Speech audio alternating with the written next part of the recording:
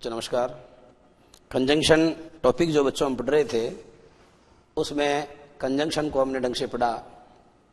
उसके बाद हमने कंजंक्शन के जो दो पार्ट्स हैं जिसमें पहला कोऑर्डिनेटिंग है और दूसरा सबऑर्डिनेटिंग है।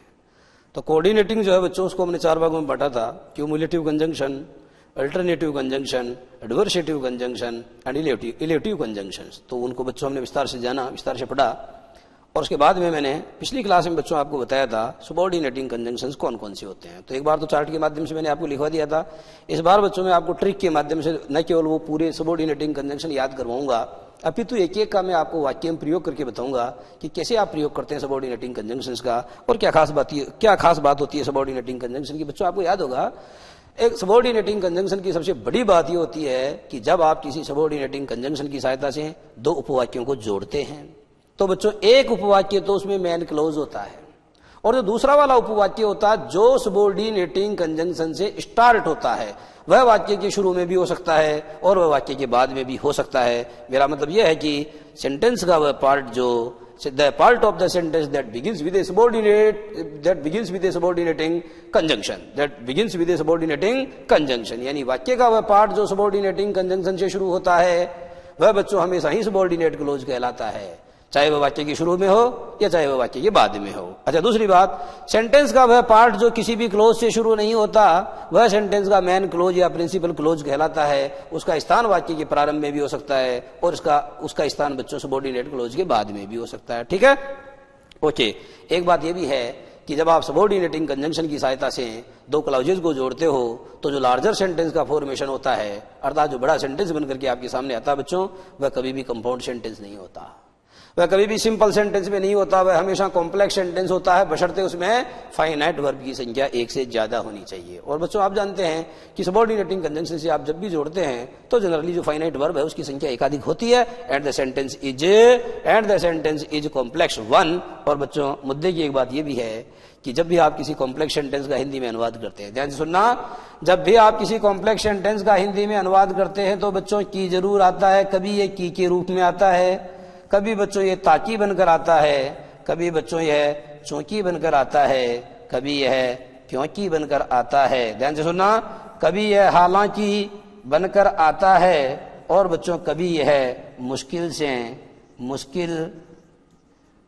से की बनकर आता है, कभी यह मानो की बनकर आता है। पर आपने क्या देखा, ये जितने भी बच्चों मैंने हिंदी के शब्द लिखे हैं ये सारे ही कंजंक्शन हैं, इनको हिंदी में सबको समुच्चय बोधक अव्यय कहते हैं। और बच्चों आपने देखा पहले की, फिर ताकी, फिर चौकी, फिर क्योंकि, फिर हालांकि, फिर मुश्किल से की, फिर मानो की। निष्कर्ष क्या निकला, सब में की आ रहा है। ये बात बच्चों पल्ले गांठ बांध लीजिए कि जब आप किसी हिंदी वाक्य का कोई भी अंग्रेजी वाक्य को जब आप हिंदी वाक्य में अनुवाद करते हैं, ठीक है बच्चों, जब आप किसी भी अंग्रेजी वाक्य को हिंदी वाक्य में अनुवाद करते हैं और उसके बीच में इनमें से कोई की, ताकी, चूंकि, क्योंकि इत्यादि आ रहा है, बीच में जरूरी नहीं, कई बार सेंटेंस के शुरू में भी आ सकता है। जैसे मैंने आपको कहा कि मेरे गुरु ने कहा था कि तेरा वक्त बदलने वाला है। ध्यान सुनना, जब बच्चों मैं आपसे कहता हूं कि मेरे गुरु ने कहा था कि तेरा वक्त बदलने वाला है तो बच्चों मैंने बीच में की बोला। अगर आपसे कोई हिंदी में पूछे कि ये वाक्य कौन सा है तो मिश्र वाक्य बताना चाहिए। कैसा वाक्य बताना चाहिए, ये मिश्र वाक्य बताना चाहिए। And if you are capable to translate the sentence into English, और अगर आप इस वाक्य का अंग्रेजी में अनुवाद करने में सक्षम है, कर सकते हैं, तो जो सेंटेंस आपके सामने अनुवाद बनकर के आएगा बच्चों वो अंग्रेजी में कॉम्प्लेक्स सेंटेंस कहलाएगा। पक्का। दूसरी बात, अगर मैं आपको कहता हूं कि हम भोजन खाते हैं ताकि हम जिंदा रह सके, हम भोजन खाते हैं ताकि हम जिंदा रह सके, इसमें बच्चों ताकि में किया आ रहा है वी ईट, तो हम भोजन खाते हैं ताकि हम जिंदा रह सके मिश्र वाक्य, और अंग्रेजी में बोलो बच्चों we eat so that we may live, ये कॉम्प्लेक्स सेंटेंस। फिर सुनना बच्चों, चूंकि मैं अभी व्यस्त हूं इसलिए आपकी सहायता नहीं कर सकता हूं, चूंकि मैं अभी व्यस्त हूं इसलिए मैं आपकी सहायता नहीं कर सकता हूं, ये मिश्र वाक्य। और जब मैं कहता हूं कि since I am busy I can not help you, since I am busy I can not help you, क्योंकि बच्चों जब कोई वाक्य सिंस से शुरू होता है तो उसमें सो या देयरफॉर का प्रयोग नहीं करना चाहिए। आप यो भी कहते हो कि साहब since I am busy so I can not help you, so गलत है, सो का प्रयोग नहीं होगा। जो वाक्य सिंस से शुरू होगा, जो वाक्य बिकॉज से शुरू होगा, जो वाक्य एज से शुरू होगा, उन वाक्यों की स्थिति यह रहती है बच्चों कि उनमें क्या होता है, दोनों क्लॉजेज के बीच में कोमा का प्रयोग किया जाता है और दोनों क्लॉजेज के बीच में बच्चों सो या देयरफॉर का प्रयोग नहीं किया जाता, और अगर किया गया है तो वो व्याकरण की दृष्टि से गलत माना जाता है। क्लियर? जब मैं आपको कहता हूं कि चूंकि मैं अभी व्यस्त हूं इसलिए मैं आपकी सहायता नहीं कर सकता, हिंदी में तो चलेगा, हिंदी में तो चूंकि के साथ इसलिए चलेगा, पर अंग्रेजी में जब आप इसका अनुवाद करेंगे तो आपको यूं कहना पड़ेगा, since I am busy I can't help you. Coma लगा के बोलना पड़ेगा आपको, सो या देयरफॉर का प्रयोग नहीं करना पड़ेगा। मुद्दे की बात यह है कि जब आपने चूंकि हिंदी में सेंटेंस बोला कि चूंकि मैं अभी व्यस्त हूं इसलिए आपकी सहायता नहीं कर सकता, तो हिंदी में बच्चों ये वाक्य मिश्र वाक्य कहलाएगा। लेकिन जब आपने इसी वाक्य का अंग्रेजी में अनुवाद कर दिया, since I am busy I can't help you, तो बच्चों यह कॉम्प्लेक्स सेंटेंस कहलाएगा। समझ में आ रहा है? उसी तरीके से मैं कहता हूं कि I can't come to school today because I am ill, आज मैं विद्यालय नहीं आ सकता हूं क्योंकि मैं बीमार हूं। आज मैं विद्यालय नहीं आ सकता हूं क्योंकि मैं बीमार हूं मिश्र वाक्य है, और I can't come to school today because I am ill ये कॉम्प्लेक्स सेंटेंस है। क्लियर? उसी तरीके से बच्चों मैं आपको कहता हूं although she is very beautiful, हालांकि वह बहुत ही सुंदर है, और आगे मैं कहता हूं yet she is not proud, तो भी वह घमंडी नहीं है, उसमें बिल्कुल भी अभिमान नहीं है, वो बहुत ज्यादा विनम्र है। ध्यान सुनना, जब मैं कहता हूं कि हालांकि वह बहुत सुंदर है, हालांकि वह बहुत सुंदर है तो भी वह घमंडी नहीं है, या तो भी उसमें अभिमान नहीं है, ये मिश्र वाक्य है। जब आपने अंग्रेजी में अनुवाद किया कि although she is very beautiful yet she is not proud, तो बच्चों क्या हो गया? जब आपने मिश्र वाक्य को जब उसका अंग्रेजी में अनुवाद किया तो मिश्र वाक्य को कॉम्प्लेक्स सेंटेंस बोल दो। उसी तरीके से बच्चों जब मैं आपको कहता हूं कि hardly we reached the stadium, हम मुश्किल से स्टेडियम पहुंचे थे, hardly we reached the stadium when it began to rain, hardly we reached the stadium when it began to rain, मुश्किल से हम स्टेडियम पहुंचे ही थे कि बारिश होने लग गई, मुश्किल से हम स्टेडियम पहुंचे ही थे कि बारिश होने लग गई, ये मिश्र वाक्य है। और हार्डली हेड पहले आएगा, hardly had we reached the stadium, और उसके बाद में बच्चों देन का प्रयोग नहीं होगा, वैन का होगा। तो आप क्या करोगे? Hardly had we reached the stadium when it began to rain. इस सेंटेंस को पूछा जाए तो ये कौन सा है? ये कॉम्प्लेक्स सेंटेंस है।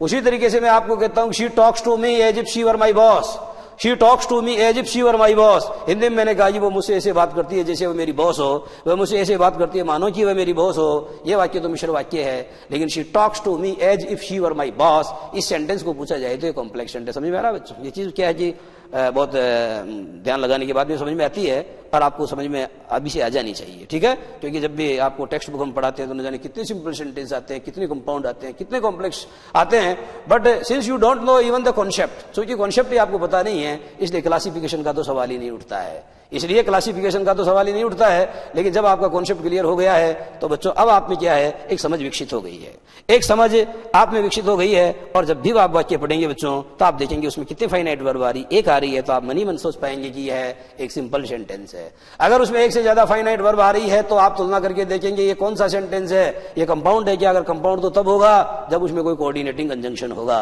और बच्चों वह कॉम्प्लेक्स सेंटेंस तब होगा जब उसमें कोई सबऑर्डिनेटिंग कंजंक्शन होगा। तो आप मन ही मन में तुलना कर सकेंगे, आप मन ही मन में जो है इसके ऊपर विचार और मनन कर सकेंगे। इसलिए ये कॉन्सेप्ट आपको क्लियर करना जरूरी था। बोर्ड की तरफ देखेंगे आप। Nakul told me that he would go to Niwai the next day. इस वाक्य का मतलब यह हुआ कि नकुल ने मुझे बताया कि वह अगले दिन कहां जाएगा, कि अगले दिन वह निभाई जाएगा। यहां बच्चों देखना आप, नकुल टोल्ड मी ये सेंटेंस का एक पार्ट है, that he would go to Niwai the next day ये सेंटेंस का दूसरा पार्ट है। आप जानते हैं बच्चों दैट का मतलब की होता है, आप जानते हैं बच्चों दैट क्या है? एक सबऑर्डिनेटिंग कंजंक्शन है। तो मैंने आपको कहा कि सेंटेंस का वह पार्ट जो किसी सबऑर्डिनेटिंग कंजंक्शन से सबऑर्डिनेटिंग कंजंक्शन से शुरू होता है, वह बच्चों चाहे वाक्य के बाद में आ रहा हो चाहे वाक्य के शुरू में आ रहा हो, इससे कोई फर्क नहीं पड़ता है। But that part of the sentence is always a subordinate clause. लेकिन वाक्य का वह पार्ट हमेशा सबऑर्डिनेट क्लॉज होता है, जिसे हिंदी में आप कहते हैं आश्रित उपवाक्य, क्योंकि वह अपने मीनिंग के लिए प्रिंसिपल क्लॉज के ऊपर या प्रधान उपवाक्य के ऊपर निर्भर करता है। तो बच्चों मुद्दे की बात यह है, अगर आपको इस पार्ट को अंडरलाइन करके पूछा जाए ये क्या है, तो आपको कहना पड़ेगा ये मेन क्लॉज है। अगर आपको इसको अंडरलाइन करके पूछा जाए कि ये क्या है, तो बच्चों आपको कहना पड़ेगा ये सबऑर्डिनेट क्लॉज है। कौन सा क्लॉज है? सबऑर्डिनेट क्लॉज है। अच्छा बच्चों, दूसरी बात आपने जाना कि इन दोनों क्लॉजेज को आपने जोड़ा है दैट की सहायता से, और दैट क्या है? दैट एक सबऑर्डिनेटिंग कंजंक्शन है। जब आप सेंटेंस के दो पार्ट्स को, मेरा मतलब जब दो क्लॉजेज को आप किससे जोड़ते हो? सबऑर्डिनेटिंग कंजंक्शन से जोड़ते हो, तो बच्चों जो लार्जर सेंटेंस का फॉर्मेशन होता है वो हमेशा कैसा सेंटेंस होता है? वह हमेशा कॉम्प्लेक्स सेंटेंस होता है। और वैसे भी आपने जब हिंदी अनुवाद किया तो किया गया, तो आपको पकड़ में आ ही जाना चाहिए कि ये कैसा सेंटेंस है, ये कॉम्प्लेक्स सेंटेंस है। बच्चों तो पहला सेंटेंस आपको समझ में आ गया, Nakul told me that you would go to Niwai the next day. दूसरा सेंटेंस, कविता थिंक्स, कविता सोचती है, क्या सोचती है, that Sumit is a philanderer, that Sumit is a philanderer, Kavita सोचती है कि सुमित एक फिलैंडरर है। कविता थिंक्स, देखो बच्चों आप ये भी समझना, कविता थिंक्स, कविता सोचती है, ये सब्जेक्ट है, ये वर्ब है, और बच्चों ये क्या, दैट सुमित इज ए फिलैंडरर, ये क्या है बच्चों, आप देख रहे हैं कि थिंक के बाद में इसका प्रयोग हो रहा है, वर्ब के बाद में इसका प्रयोग हो रहा था, आप समझ लीजिए कि ये एक नाउन क्लॉज है। कौन सा है, ये नाउन क्लॉज है। परंतु यहां बात नाउन क्लॉज की, एडजेक्टिव क्लॉज की नहीं चल रही है। यहां बच्चों बात की, यहां जो बात चल रही है वो ये चल रही है कि ये सेंटेंस का वह पार्ट है, ये वाक्य के शुरू में आया है। लेकिन बच्चों अगर ये वाक्य के शुरू में नहीं आता, बाद में आता, तो भी कोई प्रॉब्लम नहीं है। दरअसल पहचान करने का जो मुख्य मुद्दा है, पहचान करने की जो मुख्य बात है हमारे पास, वो ये है कि ये बच्चों दैट से शुरू नहीं हो रहा है, ये किसी भी एससी से, ये किसी भी सबऑर्डिनेटिंग कंजंक्शन से शुरू नहीं हो रहा है, और ये हो रहा है। तो इस वाले पार्ट को क्या माना जाएगा, इसको सबऑर्डिनेटिंग, इसको सबऑर्डिनेट क्लोज माना जाएगा, और इसको माना जाएगा मैन क्लोज माना जाएगा, इसको मैन क्लोज माना जाएगा। और दैट का मतलब क्या हुआ बच्चों, दैट का मतलब की हुआ। निष्कर्ष क्या निकला, निष्कर्ष बच्चों ये निकला कि दैट का प्रयोग की के अर्थ में, लिखना पड़ेगा, दैट का प्रयोग की के अर्थ में दो क्लॉजेज, क्लॉज को कहते हैं बच्चों हिंदी में उपवाक्य, दो क्लॉजेज लिख लो, हिंदी में लिखवा देता हूं, उपवाक्यों को जोड़ने के लिए किया जाता है। यह तो बताना अनावश्यक होगा कि ये क्या है, ये एक सबऑर्डिनेटिंग कंजंक्शन है, क्योंकि बच्चों सबऑर्डिनेटिंग कंजंक्शन की सूची तो मैंने आपको बनवा दी है। अब मैंने आपको पहला कंजंक्शन पढ़ाया दैट, इसका मतलब की होता है, और ये क्या करता है, दो क्लॉजेज को जोड़ने का काम करता है। और बच्चों जब ये दो क्लॉजेज को जोड़ने का काम करता है तो इसका जो हिंदी में अर्थ निकलेगा वो की निकलेगा। और जो मुद्दे की बात है जो बच्चों वो ये है कि जब भी आप दैट से या किसी भी सबऑर्डिनेटिंग कंजंक्शन से दो क्लॉजेज को जोड़ेंगे तो बच्चों जो लार्जर सेंटेंस का फॉर्मेशन होगा, अर्थात जो बड़ा सेंटेंस बनकर के आपके सामने आएगा, वह हमेशा कॉम्प्लेक्स सेंटेंस होगा। उतारो बच्चों से,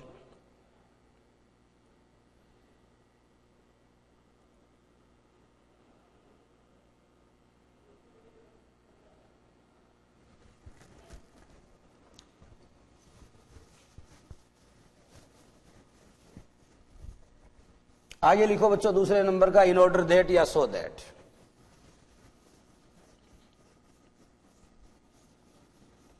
इन ऑर्डर दैट या सो दैट। दूसरा, पहला बच्चों आपको बताया था हमने दैट, अब दूसरा बता रहे हैं हम आपको, देखो इन ऑर्डर दैट या सो दैट। आप ये भी समझे बच्चों कि मैंने सो दैट का प्रयोग साथ साथ किया है। देखो सो दैट लगे हाथ, ये भी समझ लो, एक होता है बच्चों सो दैट, इसका मतलब तो होता है ता की, दोनों का, और इसका मतलब होता है बच्चों इतना की। जैसे मैंने आपको कहा कि यह प्रश्न इतना मुश्किल है कि मैं इसे हल नहीं कर सकता, यह प्रश्न इतना मुश्किल है कि मैं इसे हल नहीं कर सकता, कि तो फिर भी आ रहा है कि बहुत जरूरी है बच्चों, ये पकड़ में आ गया तो आपकी क्या पकड़ में आ जाएगा, ये अगर आपके पकड़ में आ गया तो आपके मिश्र वाक्य पकड़ में आ जाएगा, और अगर मिश्र वाक्य आपके पकड़ में आ जाएगा तो आपको कॉम्प्लेक्स सेंटेंस भी पकड़ में आ जाएगा। क्लियर है? तो देखना, इन ऑर्डर दैट या so that, in order that या सो दैट का मतलब ताकि होता है, और ये जो दूसरा वाला सो दैट है इसका मतलब इतना की होता है। देखो बच्चों अपन वाक्य में प्रयोग करके देखते हैं, एक बार देखना आप, we work so that we may earn our living। Okay, दूसरा sentence, he ran fast, he ran fast in order that he may catch the bus. Okay, यहां बच्चों आपको देखना पड़ेगा, अगर कोई सेंटेंस में गलती हो जाए तो आपको निकालनी है, ठीक है। अगर कोई सेंटेंस में उससे गलती हुई है तो आपको निकालना है उसे। We work so that we may earn our living. देखो बच्चों, वी यानी हम, वी वर्क हम काम करते हैं, सो दैट ताकि, वी में अर्न ताकि हम अर्जित कर सके, ताकि हम हासिल कर सके, ताकि हम कमा सकें। क्या? आवर लिविंग का मतलब होता है हमारी जीविका। हम काम करते हैं ताकि हम अपनी जीविका का उपार्जन कर सकें। आगे सेंटेंस है बच्चों, he ran fast so that, he ran fast so that या in order that he may catch the bus या ट्रेन। उतारो बच्चों।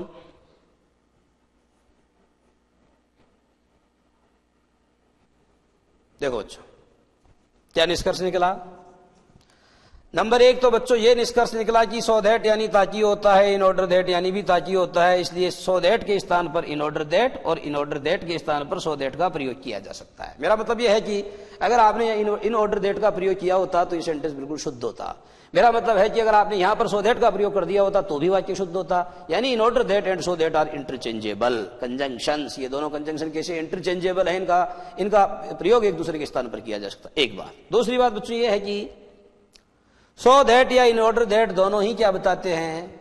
दोनों ही बच्चों पर्पज बताते हैं। क्या बताते हैं? दोनों ही पर्पज बताते हैं। और सबसे अहम बात बच्चों यह है कि we work so that we may, we work so that we may, जब आप सो दैट की सहायता से दो क्लॉजेज को जोड़ेंगे तो बच्चों ये जो सबॉर्डिनेट क्लोज है, सबॉर्डिनेट इसलिए है क्योंकि देखो ये तो मेन क्लोज है क्योंकि इसके शुरू में कोई कंजंक्शन नहीं आ रहा है। ही रैन फास्ट ये भी मेन क्लोज है क्योंकि इसके पहले कोई भी कंजंक्शन नहीं आ रहा है। लेकिन सेंटेंस का जो दूसरा पार्ट है जो किसी सबॉर्डिनेटिंग कंजंक्शन से स्टार्ट हो रहा है वह क्या कहलाएगा? वह कहलाएगा बच्चों सबॉर्डिनेट क्लोज।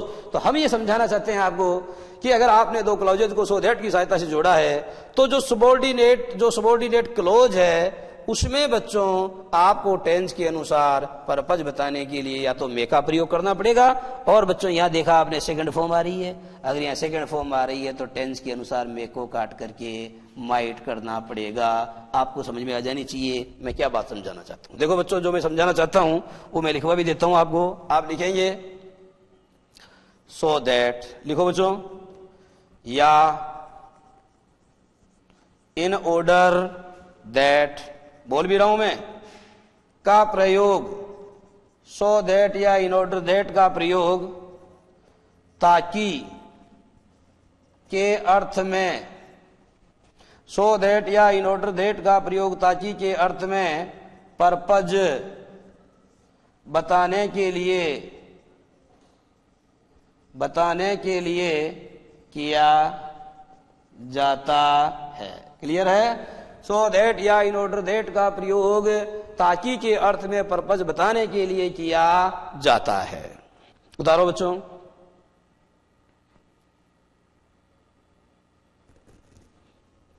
ये भी देखो टेंस के अनुसार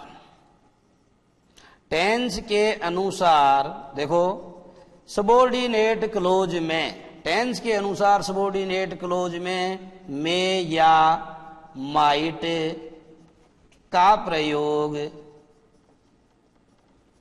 किया जाता है। आशा है उतार लिया होगा आपने, और नहीं उतारा तो उतारो।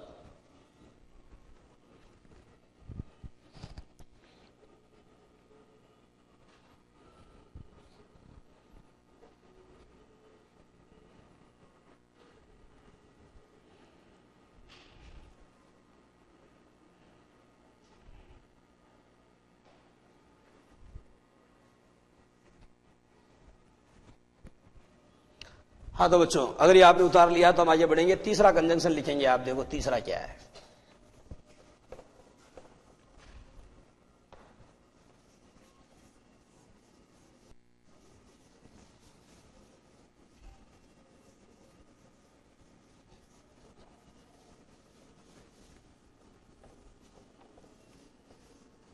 तीसरा कंजंक्शन देखो, तीसरा लिखो बच्चों LW। ये आपने नहीं सुना होगा, ये आपने, मैं बताता हूं ये क्या है। एल का मतलब होगा बच्चों लेस्ट, यू का मतलब होगा अनटिल, और यू का मतलब होगा बच्चों अनलेस। इन तीनों को एक साथ हम पढ़ेंगे, उसका एक कारण है बच्चों, क्योंकि इन तीनों की जो है कुछ विशेषताएं समान है। सेंटेंस नंबर 1 लिखो, वाक्य में प्रयोग करके देखते हैं। वॉक केयरफुली, सावधानी से चलो, लेस्ट you may fall down. Walk carefully lest you may fall down. Walk carefully lest you may fall down. उतारो बच्चों।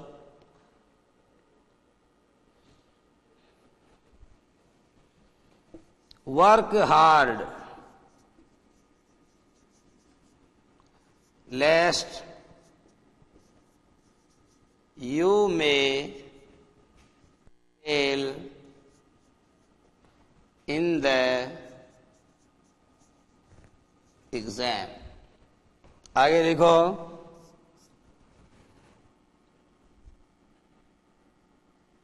don't open the seal of the booklet. Don't open the seal of the booklet until you are told to do so. Until you are told to do so. उतारो बच्चों, उतारते जाओ।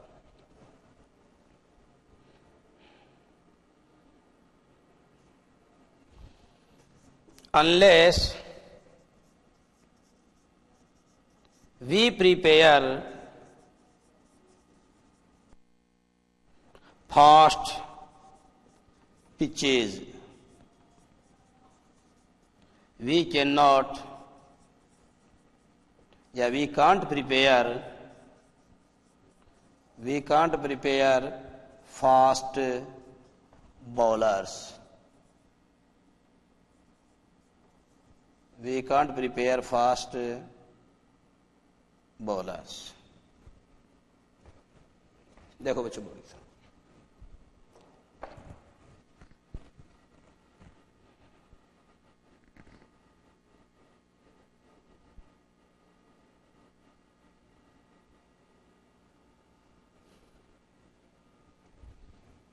पहला वाक्य बच्चों, वो केयरफुली लेस्ट यू में फॉल डाउन। पहला वाक्य ही लिखा है मैंने, सावधानी से चलो कहीं ऐसा ना हो कि, सावधानी से चलो कहीं ऐसा ना हो कि यू में फॉल डाउन, कि कहीं तुम जो है नीचे गिर जाओ। बच्चों मॉडल के अंदर आपको अच्छे से क्लियर किया है कि लेस्ट आएगा तो शुड को अनिवार्य रूप से आना होगा। लेस्ट आएगा तो शुड को अनिवार्य रूप से आना होगा। आपका वाक्य बन गया है walk carefully लेस्ट you should fall down. बिल्कुल सही, ओके। वर्क हार्ड, कठोर परिश्रम करो, लेस्ट कहीं ऐसा न हो कि क्या आएगा, शुड आएगा। ओके बच्चों। तीसरी बात, don't open the seal of the booklet. परीक्षा में आप बैठे हैं, आपको बुकलेट दी गई है, आपको उसकी सील को तब तक नहीं तोड़ना है। कब तक नहीं तोड़ना है? जब तक कि आपको गुरुजी के द्वारा ऐसा करने के लिए, विक्षक महोदय के द्वारा, इन्विजिलेटर के द्वारा जब तक आपको ऐसा करने के लिए नहीं कहा जाए तब तक आपको उसकी सील को बिल्कुल पैक रखना है और आपको जो उसको गुरुजी के कहने के उपरांत ही आपको उसे खोलना चाहिए। ठीक है, तो don't open the seal of the booklet, आपको बुकलेट की सील को नहीं खोलना चाहिए until you are told to do so, जब तक कि आपको ऐसा करने के लिए न कहा जाए। एक बात और सुनो बच्चों, unless we prepare fast pitches, अगर हम फास्ट पिच नहीं बनाएंगे या नहीं तैयार करेंगे, we can't prepare fast bowlers, तो हम फास्ट बॉलर्स भी जो तैयार नहीं कर पाएंगे। यह मुद्दे की बात जो है बच्चों वो ये है कि नंबर एक तो आपने देखा कि लेस्ट का प्रयोग किस अर्थ में होता है? लेस्ट का प्रयोग कहीं ऐसा न हो, देखो कहीं ऐसा न हो, कहीं ऐसा न हो कि भी आएगा, तभी तो सबऑर्डिनेटिंग कहलाएगा, किया गया ना। तो मैंने बोला लेस्ट का प्रयोग कहीं ऐसा न हो कि के अर्थ में किया जाता है। और बच्चों आप जानते हैं कि जिस वाक्य में लेस्ट आएगा, सेंटेंस के जिस पार्ट में लेस्ट आएगा, तो आगे बच्चों हमेशा शुड का प्रयोग अनिवार्य रूप से होगा। और तीसरी बात बच्चों ये देखो कि सेंटेंस के जिस पार्ट में लू का प्रयोग हुआ है, देखो बच्चों लिखना बंद करके बोर्ड की तरफ देखेंगे अब आप, वो केयरफुली लेस्ट यू में मेरे को काट के आपने किया should, लेस्ट you should fall down, यहां तक तो ठीक है बच्चों। लेकिन कई बार आपको दिया जाएगा वाह carefully लेस्ट you should note fall down, अगर नोट दिया है तो हटाना चाहिए, क्योंकि नोट तो बच्चों लेस्ट में छिपा हुआ है। लेस्ट, अनटिल तथा अनलेस तीनों बच्चों सेमी नेगेटिव वर्ड्स हैं। लेस्ट, अनटिल तथा अनलेस तीनों सेमी नेगेटिव वर्ड्स हैं, और बच्चों सेंटेंस के जिस पार्ट में इनका प्रयोग हुआ है, सेंटेंस के उस पार्ट में नोट नहीं आ सकता, दूसरे वाले पार्ट में आ सकता है। जैसे बच्चों ये डोंट नोट आ गया, लेकिन बच्चों डोंट नोट आ गया, परंतु ये आया कहां है, आप ये देख रहे हैं बच्चों ये यहां आया है, यानी अंटिल के इधर वाले पार्ट में आया है। लेकिन सेंटेंस के जिस पार्ट में अंटिल आया, अंटिल यू आर नोट, ध्यान सुनो, until you are not told to do so, not तो नहीं आ रहा ना, अगर नोट आ रहा होता तो पक्का गलत होता। मुद्दे की बात यह है कि सेंटेंस के जिस पार्ट में अंटिल का प्रयोग हुआ है, सेंटेंस के जिस पार्ट में लेस्ट का प्रयोग हुआ है, और सेंटेंस के जिस पार्ट में अनलेस का प्रयोग हुआ है, सेंटेंस के उस पार्ट में कभी नोट नहीं आ सकता, परंतु दूसरे वाले पार्ट में आ सकता है। क्लियर है? तो बच्चों उतारेंगे आप, उतारो, अब उतारो, 1 मिनट का टाइम दिया जा रहा है आपको, फटाफट उतार लेना है।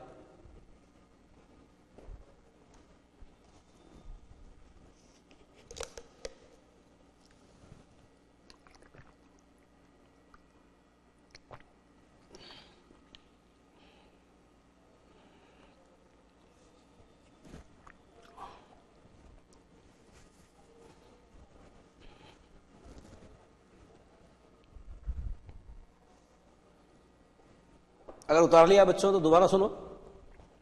लेस्ट का प्रयोग कहीं ऐसा न हो कि के अर्थ में किया जाता है, नंबर 1 बात। लेस्ट के साथ हमेशा शुड का प्रयोग किया जाता है, नंबर 2 बात। और बच्चों सेंटेंस के जिस पार्ट में LW लू का प्रयोग हुआ है, सेंटेंस के उस पार्ट में कभी नॉट का प्रयोग नहीं हो सकता, लेकिन दूसरे वाले पार्ट में हो सकता है। अगर बच्चों आपने ये बात नहीं लिखी है तो मैं बोर्ड पे भी लिखवा सकता हूं। बाकी मैंने बोला है कि सेंटेंस के जिस पार्ट में लू का प्रयोग हुआ, लू मानी LW, L का मतलब लेस्ट, यू का मतलब अनटिल, और यू का मतलब अनलेस। अगर आपको लगता है कि मुझे लिखाना चाहिए, मैं लिखवा देता हूं। तीसरा देखो बच्चों, एक स्टार तो ये लगाया आपने, एक ये लगाया, और ये लगाओ, देखो लिखो, इसे यूं लिखना पड़ेगा आपको। देखो यहां से लिखवाता हूं, सेंटेंस के जिस पार्ट में, सेंटेंस के जिस पार्ट में लू, समझ गए, लू का मतलब L for lest, U for until and U for unless. Sentence के जिस पार्ट में लू का प्रयोग हुआ है, सेंटेंस के जिस पार्ट में लू का प्रयोग हुआ है, उसमें नॉट नहीं आएगा। ठीक है बच्चों, उसमें नॉट नहीं आएगा, दूसरे वाले पार्ट में आ सकता है। उसमें नॉट नहीं आएगा, दूसरे वाले पार्ट में आ सकता है। तो बच्चों ये लू वाला नियम आपका खत्म हो गया है।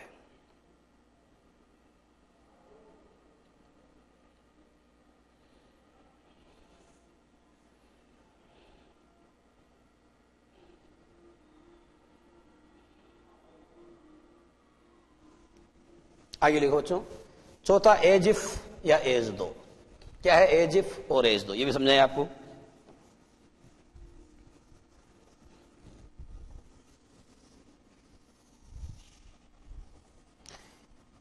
चौथा,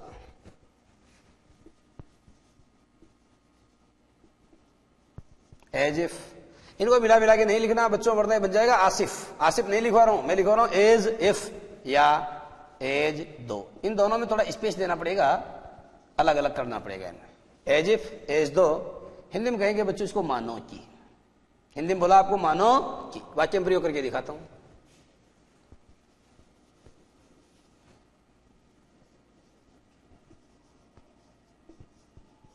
she talks with me as if she is my boss. Okay, sentence number 2,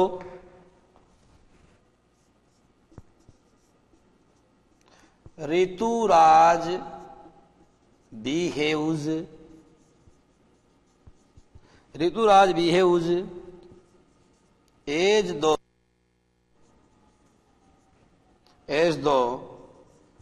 he was a MILLIONAIR Millionaire.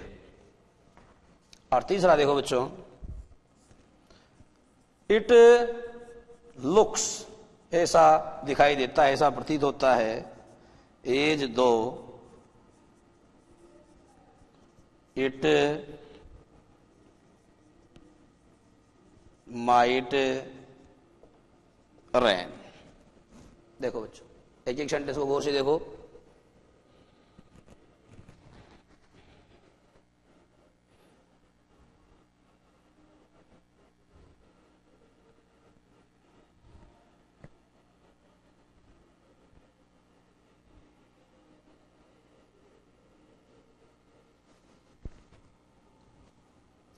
हाँ बच्चों, अगर आपने उतार लिया है तो मुझे बोलना पड़ेगा, शुरुआत करनी पड़ेगी अपनी बात की।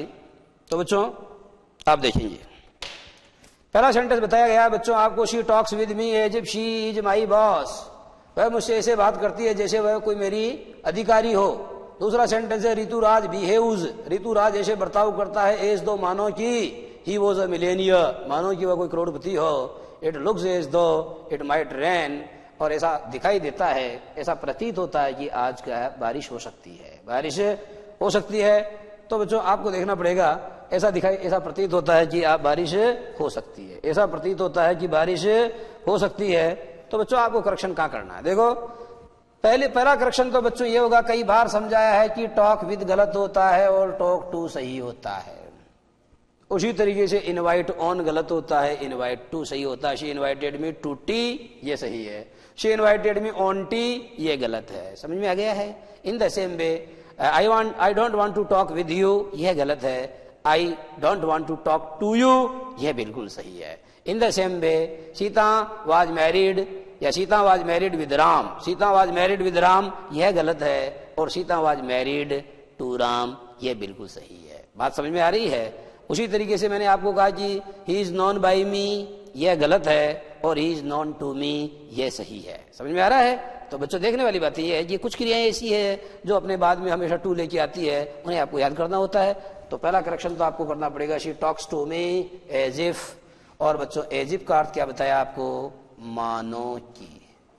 एज इफ का अर्थ आपको बताया मानो की। और ऐसी स्थिति में आपको क्या करना पड़ेगा बच्चों? शी के ठीक बाद में जो इज आ रहा है उसको काट के आपको वर करना पड़ेगा, क्योंकि बच्चों इसे अंग्रेजी में क्या बोलते हैं? अगर आपको याद है तो मैंने सब्जेक्ट वर्ब एग्रीमेंट पढ़ाते समय आपको कहा होगा कि अंग्रेजी में ऐसी बनावट को सबजंक्टिव मूड कहते हैं। कौन सा मूड कहते हैं? सबजंक्टिव मूड कहते हैं। काल्पनिक स्थिति या मनोकामना वाले वाक्यों में बच्चों जहां एक वचनकर्ता के साथ भी बहुवचन क्रिया का प्रयोग किया जाता है। ध्यान सुनना, काल्पनिक स्थिति या मनोकामना वाले वाक्य जो होते हैं बच्चों, ऑप्टेटिव सेंटेंस जो होते हैं, ऐसे सेंटेंसेस में क्या होता है? Where a singular subject is followed by a plural verb, where a singular subject is followed by a plural verb, जहां एक सिंगुलर सब्जेक्ट के बाद भी प्लूरल वर्ब का प्रयोग किया जाता है।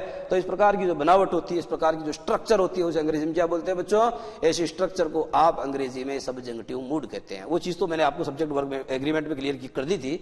यहां देखने वाली बात यह है कि she talks to me as if she were my boss, वाक्य शुद्ध हो गया है। आगे चलना पड़ेगा। ऋतुराज बिहेव्स एज दो, ऋतुराज ऐसे बर्ताव करता है मानो ही वाज, वाज को काट के वर का प्रयोग करना पड़ेगा as if he were a millionaire. Millionaire को गौर से देखो बच्चों, मिलेनियर में दो स्पेलिंग लिख रहा हूं, MILLIONNAIRE। ये बच्चों अभी से क्लियर कर लेना। दो स्पेलिंग बता रहा हूं, ऊपर वाली बिल्कुल सही है और नीचे वाली बिल्कुल गलत है। समझ गए? यहाँ मैंने डबल एन किया है या सिंगल एन किया है। गौर से देख लेना कौन सी सही है कौन गलत है, कौन सी सही है और कौन गलत है, क्योंकि स्पेलिंग बड़ी इंपॉर्टेंट है कि परीक्षाओं में पूछी जाती है मिस स्पेल्ट वर्ड्स के अंदर शुद्ध करो में। ठीक है? एनी आगे देखेंगे हम लोग। Rituraj behaves as though he were a Millionaire. और तीसरा वाक्य है, इट लुक्स एज दो इट माइट रेन, ऐसा प्रतीत होता है मानो आज बारिश हो सकती है। इट लुक्स एज दो इट माइट रेन टुडे, ऐसा प्रतीत होता है मानो आज बारिश हो सकती है। तो बच्चों आपने देखा कि एज इफ या एज दो का प्रयोग किस अर्थ में करते हैं आप? नियम नंबर 1 देखो, एज इफ या एज दो, एज इफ या एज दो का प्रयोग मानो कि के अर्थ में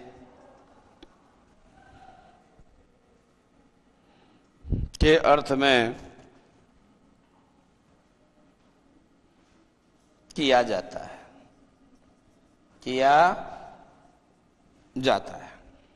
एक बात आप जानते हैं बच्चों, जिस वाक्य में एज इफ का प्रयोग हुआ है, एज इफ या एज दो, ठीक है, जिस वाक्य में एज इफ या एज दो का प्रयोग हुआ है बच्चों, उसमें वर्ब की क्या स्थिति रहती है? उसमें बच्चों दो बातें हैं। नंबर एक बात तो उसमें यह है कि आपको वहां उसमें क्या होगा कि वर्ब के रूप में या तो वर्ब का प्रयोग करना पड़ेगा, और वर्ब का नहीं करोगे तो वर्ब की सेकंड फॉर्म का करोगे। जैसे मैं है तो मेगामाइट हो गया है, मेगामाइट हो गया है, तो इसका मतलब ये हुआ कि ऐसे वाक्यों में साधारणतः वर्ब का प्रयोग ही किया जाता है। ऐसे वाक्यों में साधारणतः वर्ब का प्रयोग किया जाता है, लेकिन वर्ब के अलावा अगर यानी बी वर्ब के अलावा कोई दूसरी वर्ब दी हुई है तो बच्चों आपको वर्ब की सेकंड फॉर्म का प्रयोग करना चाहिए। अगर मैं दिया हुआ तो मैं के स्थान पर माइट का प्रयोग करना चाहिए। तो ये बच्चों कौन सा कंजंक्शन हो गया आपका?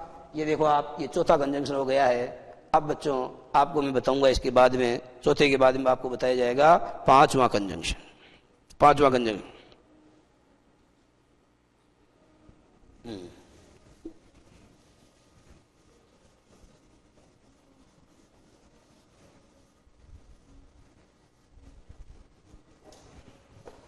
पांचवा कंजंक्शन देखो बच्चों क्या है?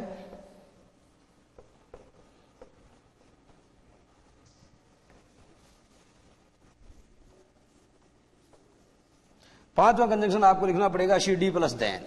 लिखो सी डी प्लस देन। क्या स्थिति रहती है सी डी प्लस देन की?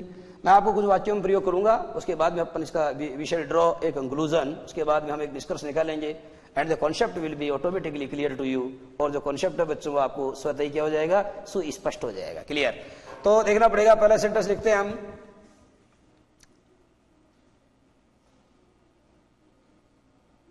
लिखो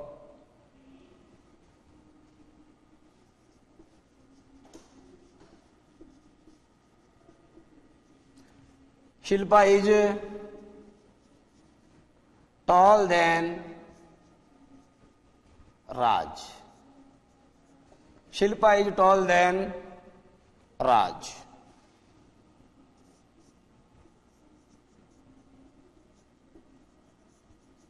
Lakshmibai was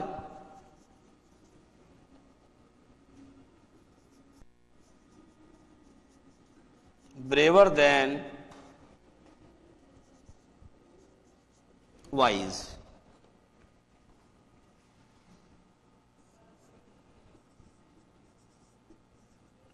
Asian elephants, Asia के हाथी, Asian elephants are short than their African counterparts. Than their African counter parts.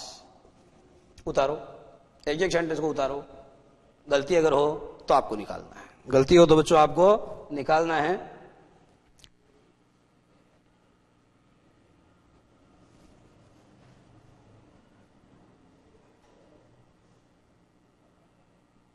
हाँ बच्चों, अगर आपने उतार लिया है तो देखो हमारा टाइम भी हो रहा है, तो मैं अपनी बात को समाप्त करना चाहता हूं। शिल्पा इज टॉल देन राज में बच्चों पहली गलती यह है कि अगर बाद में देन का प्रयोग हुआ है तो पहले शीडी का प्रयोग होगा। शीडी यानी होता है कंपेरेटिव डिग्री, और शीडी बनाने के लिए क्या करना पड़ेगा बच्चों? ई आर जोड़ना पड़ेगा। Shilpa is taller than Raj, पहला वाक्य शुद्ध हो गया है। दूसरा, Laxmibai was braver than wise. बच्चों लिखना बंद कर दो, बोर्ड की तरफ देखो, बहुत काम की बात है, बहुत इंपॉर्टेंट बात है। बीए पास करोगे उसके बाद भी समझ में नहीं आएगी, अगर आज समझ में नहीं आई तो समझना। लक्ष्मीबाई बच्चों एक व्यक्ति है, और जब तुलना यहां पर आप जानते हो, एक तो ब्रेव के बीच में तुलना हो रही है, वाइज के बीच में तुलना हो रही है। बच्चों आप यहां देख रहे हैं कि जो तुलना है वो नाउन वर्सेज नाउन नहीं हो रही है, तुलना यहां एडजेक्टिव वर्सेज एडजेक्टिव हो रही है। मैं ये समझाना चाहता हूं कि जब एक ही व्यक्ति की दो विशेषताओं की तुलना की जाए, ध्यान सुनना, जब एक ही व्यक्ति की दो विशेषताओं की तुलना की जाए तो कंपेरेटिव डिग्री बनाने के लिए बच्चों उसके बाद में ई आर का प्रयोग नहीं किया जाता, बल्कि मोर का प्रयोग किया जाता है, चाहे एडजेक्टिव सिंगल सिलेबल वाला ही क्यों न हो, चाहे एडजेक्टिव सिंगल सिलेबल वाला ही क्यों न, इसलिए शुद्ध वाक्य बनेगा Laxmibai was more brave than wise, माने लक्ष्मीबाई जो थी वो बुद्धिमान थी, लक्ष्मीबाई जो थी वीरांगना थी। लेकिन मुद्दे की बात यह है यहां हम एक ही व्यक्ति की जो दो विशेषताओं की तुलना कर रहे हैं, दो खासियतों की तुलना कर रहे हैं। इसलिए बच्चों जब एक ही व्यक्ति की दो विशेषताओं की तुलना की जाए अथवा जब तुलना एडजेक्टिव वर्सेज एडजेक्टिव हो, यानी तुलना जब नाउन वर्सेज नाउन नहीं हो, तो एडजेक्टिव की जो कंपेरेटिव डिग्री बनाने के लिए बच्चों आपको उसके अंत में ER नहीं जोड़ना चाहिए, बल्कि उसके पहले मोर जोड़ करके बनाना चाहिए, चाहे एडजेक्टिव सिंगल सिलेबल वाला ही क्यों ना हो। और अंतिम सेंटेंस है बच्चों Asian elephants are short than. देखो बच्चों पहली बात तो ये देन गलत है, क्योंकि आपको पता है इस देन का मतलब तो तब होता है, इसलिए THN लिखना पड़ेगा। और अगर आपने THN लिख दिया है तो इसके पहले शॉर्ट नहीं आएगा, बल्कि क्या आएगा, शॉर्टर आएगा, बल्कि क्या आएगा, शॉर्टर आएगा। और बच्चों आज की बात यही समाप्त। नमस्कार।